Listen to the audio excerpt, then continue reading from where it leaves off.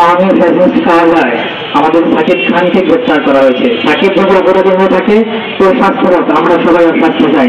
যদি আমি অন্যায় করি আমার শাস্তি হোক, কিন্তু 24 সময় সেই আওয়ামী ফ্যাসিস্ট কারবালায় কেন তাকে গ্রেপ্তার করা হবে? আমরা দেখেছি সেই জুলাই আন্দোলনে আওয়ামী লীগ যেমন আমাদেরকে নির্যাতন করেছে, নিপীড়ন করেছে এবং আমাদের ভাইদেরকে শহীদ করেছে, তাদের আজ পর্যন্ত বিচার হচ্ছে না। সাকিব কি অন্যায় করেছে যে তাকে রাত 3টায় গ্রেপ্তার করা হচ্ছে? বলতে পারি এরকম নেই। আমরা তার পক্ষপাতিত্ব করার জন্য এখানে আসি নাই। আমরা একটা কথা স্পষ্ট এবং পরিষ্কার করে বলতে চাই, সাকিব যদি অপরাধী হয় তার বিচার জনসমক্ষে আইন ভিত্তিত হোক। আপনারা ঢাকা থেকে বগুড়া এসেছেন বৈষম্য বিরোধী ছাত্র আন্দোলনের সদস্যকে গ্রেপ্তার করার জন্য, কিন্তু আজকে আপনারা জানেন সারা দেশে 35টি জায়গায় আওয়ামী লীগ মিছিল করেছে আজকে, কিন্তু আপনাদের সেটা নিয়ে কোনো মাথা ব্যথা নাই।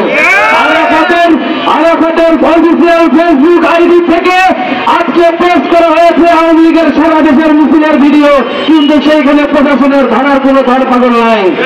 কিন্তু আমরা দেখতে পাই যখন কোনো প্রকার এই 24 পরবর্তী সময় যারা 24-এর পক্ষে যারা ছিল তাদের আপনারা সামান্য মাত্র কোনো ভুল করেছেন, আপনারা তাদেরকে নিরাশ হয়ে গেছেন, কিন্তু আওয়ামী লীগকে ধরে আপনাদের এত কোনো মাথা ব্যথা নেই।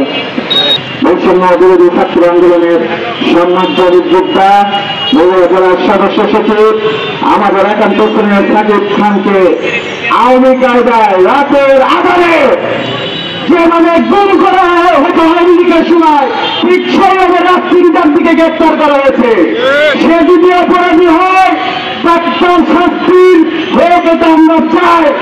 কিন্তু আজকে ইউনিট সরকারের ভিতরে ওই ভারতীয় আত্মার অনুপ্রবেশ দেখতে পাচ্ছি। আপনারা জানেন জুলাই ঘোষণাপত্রে বা জুলাই সনদের নামে আমাদের যে মিলাদ ঘোরানোর একটা প্রোগ্রাম ছিল, সেখানে জুলাইয়ের অসংখ্য আহতদের যুদ্ধের উপর আক্রমণ করা হয়েছে। এই ফ্যাসিস্ট পুলিশ শুধু আক্রমণটাই প্রান্ত হয়নি, আমার আহত জুলাই ভাইদের উপর অবৈধভাবে মামলা দিয়েছে। আপনাদেরকে বলে দিতে চাই, এই জুলাই স্মৃতিস্তম্ভের সামনে দাঁড়া আমরা 2000 শহীদ, আমরা অসংখ্য আহত নয় যে বাংলাদেশ স্বাধীন করেছি। এই বাংলাদেশে আর হাসিনার ডিজিটাল আইন চলবে না। আমাদেরকে আমাদের সাকিব খানকে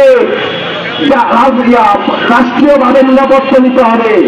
অপরাধ করলে, অপরাধ যদি সে করে তাকে শাস্তিযোগ্য শাস্তি দিতে হবে সবার চক্ষু সামনে। তাকে রাতের আধারে আতঙ্ক ছড়িয়ে গুণের মতো করে তাকে গ্রেপ্তার করা হয়েছে। তীব্র প্রতিবাদে নিন্দা জানায় এবং তার এই ঘটনার সুষ্ঠু তদন্ত চায়। তাকে যদি কোনোভাবে এই দিল্লির আধিপত্যবাদরা আঘাত করার চেষ্টা করে আমরা তা প্রতিহত করব।